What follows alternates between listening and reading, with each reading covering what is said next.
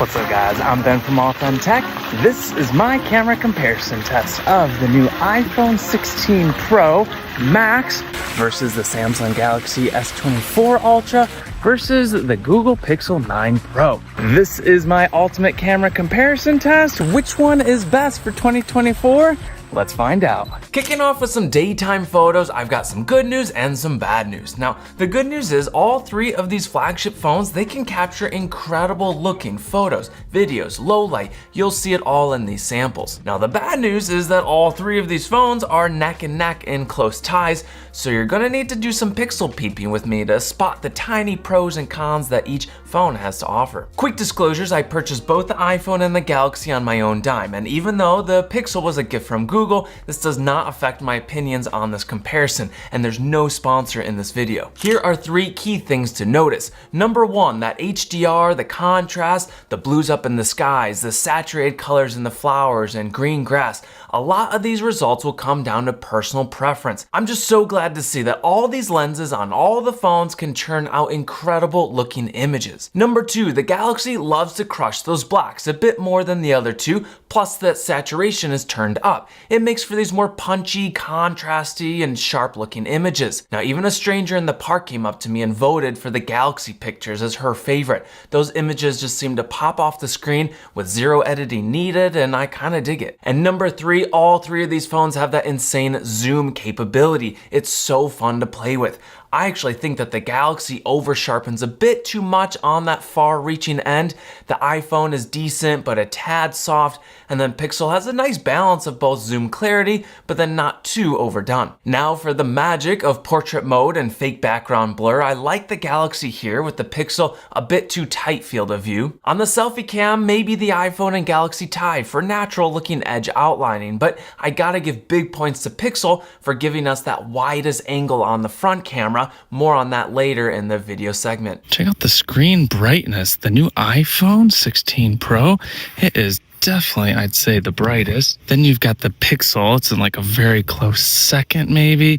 And then the Samsung is very oddly dim. I've only been out here for like 5 minutes, and I don't think it's overheated or anything, but wow. All right, I'm in the beautiful botanical gardens. Gonna do a little zoom test on that itty bitty sign way down there. See which one reads the clearest. There we go. Starting with the iPhone, the max zoom in photo is 25. Then on the Samsung, even though it can go all the way up to 100, I don't recommend it. I mean, here's what it looks like. It's just a little bit rough. But if we pull back to even just, let's say, like 50, 40-ish. And the Pixel, zoom all the way in, max is 30%. Here's those full resolution shots for you guys to compare, and it's funny how the text almost looks like hieroglyphics. It's such a close tie, and I'd vote that you're getting insane zoom camera on all three of them. In low light photos, all three look good. These shots were done on a tripod. Galaxy looking the brightest, although iPhone, it's not afraid to leave some of those darks in the shadows. That can be a good thing. Pixel striking a nice balance between the two, good sharpness, nice colors. Although one major complaint I have with the Pixel, the iPhone and Galaxy, they're able to capture these incredible night shots within just a few seconds. Pixel is always taking multiple minutes to capture the shot. The results are amazing, especially for astrophotography, but I feel like there's some of that diminishing returns for those long shutter durations. Video mode is one of my favorites. I honestly use my smartphones every single day for running my business and creating content for these billion-dollar brands. It's pretty incredible. A few things to notice here. On the ultra-wide lens, the Pixel has the widest field of view at 123 degrees. The other two are tied at 120. Very close either way, and the dynamic range and image, it's looking good. I love macro video, and looks like iPhone possibly wins here with the closest minimum focusing distance, but the Pixel's matching it very close. Jumping to the 1x primary lens, all three are looking smooth and sharp.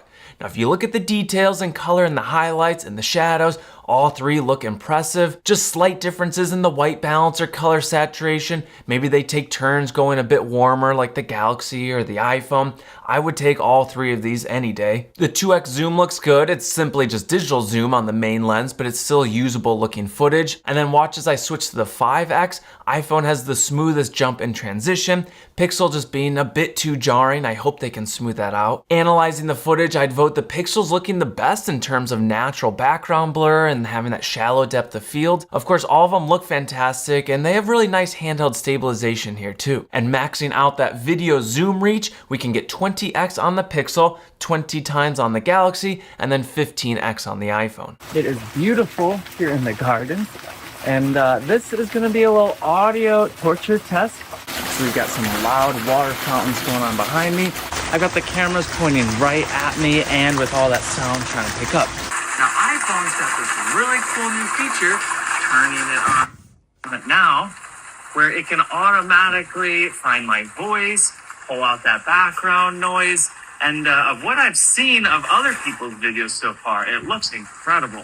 This is audio on the Samsung Galaxy, and this is audio on the Pixel 9 Pro. Now Pixel has actually had for a few years this, audio voice enhancement feature, and it can do a pretty good job, but I'm super intrigued.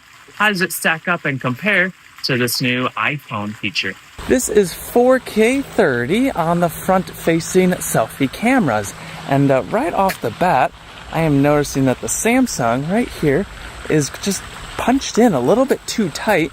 The Pixel totally wins for widest field of view here, which I just love. If you're doing group selfie shots or whatever, you're just pointing the camera at yourself, you want a super wide angle lens, and you can always, punch in a little bit if you want, but to always go wider, that is awesome. iPhone maybe second place here for wider field of view, but also part of the picture is image quality, clarity, beautiful, wow. All three on the little screens here are looking good. You guys gotta place your bets below down in the comments. Which one do you prefer? Which one do you think is best? Little jogging stabilization test. On the Samsung, on the ultra wide, I turn it on, steps down to QHD. We've got 0.5 on the Pixel. And oddly, even though there's this video stabilization, you can lock it off. You can't do that active one unless you step down to HD. And then on the iPhone, we're going to go to ultra wide action mode. That's their stabilization. Not sure which one's the widest field of view. This one's 2.8K. So all three are kind of stepping down in res. Now for a fun little ultra wide stabilization test as I am jogging through the woods and looking like a goober. Which one is keeping that widest field of view? Unfortunately, the resolutions have to step down and we're cropping in on frame. So which one has the best image quality? And for those of you who are subscribed, my big iPhone versus GoPro comparison video will be coming out soon. So this is just a little bit of a teaser. How much closer are we getting to that day and age where we can get rid of our action cameras and just use the smartphone in our pocket? Now, what do you guys think? Can we replace our GoPros with our smartphones yet? I'd say the Galaxy possibly looks the smoothest, but iPhone's keeping the wider field of view. Now, if you look closely, the video quality definitely takes a hit across the board. I look forward to the day that we can have stabilized, ultra-wide 4K video. I personally use slow-mo all the time for capturing my kids' crazy antics and shooting big jumps with my scooters. Now, huge kudos to iPhone. They added 4K 120 on this year's iPhone, and I'd say its footage looks the best with sharpness and HDR. Pixel maybe needs to step it up in this area next year. For portrait mode in video, all three struggle with correct edge detection and cutting out the background. Oddly, the Galaxy and Pixel, they have some stuttering issues going on. And while I personally don't use this mode very often until it's getting better, I think the iPhone might win here. Plus, it gets bonus points because it has a nice zoom function. Galaxy struggles hard, and the Pixel, it can't even zoom in this mode. And now for all you folks who don't have kids and go out at night for concerts or parties or whatever, I'm happy to report that they all look similar here. Now, if you need to zoom, maybe the Galaxy wins some points. And if you must use the ultra wide, well, maybe just don't. It's pretty soft, smudgy, noisy across the board. Stick with that 1x primary if you can. Now, which one is your favorite? Comment below.